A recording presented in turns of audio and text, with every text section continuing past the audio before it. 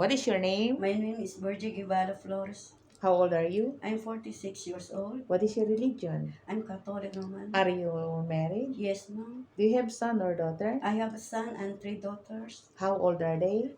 My son is 26 and my daughter is 24 and 20 and 18, ma'am. Okay. How long you have been working in Hong Kong? 10 years, ma'am. Do you have working experience in other countries? Yes, ma'am.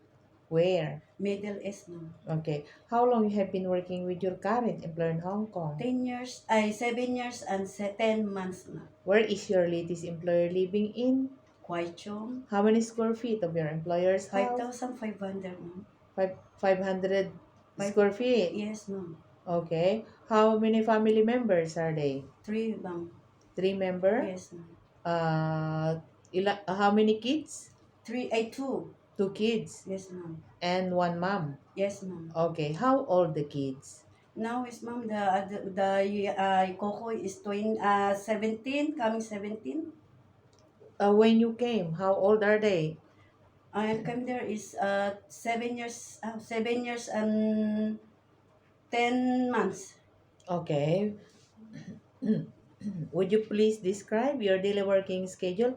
What time you wake up in the morning? I will wake up at 6:30, ma'am, and then I prepare the food for breakfast. Mm-hmm. 7 o'clock, I will take it on the school, and then after that, I will come back the home to clean the house and the market.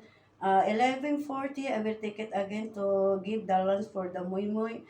And then 3 o'clock, I will take it home. And then 3:45, I will take in the tutor.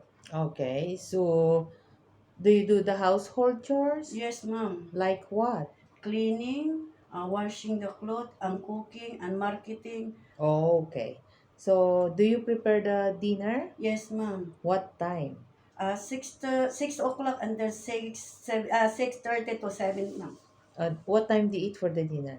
6:30 to 7, ma'am. Okay. So, until what time you go to sleep?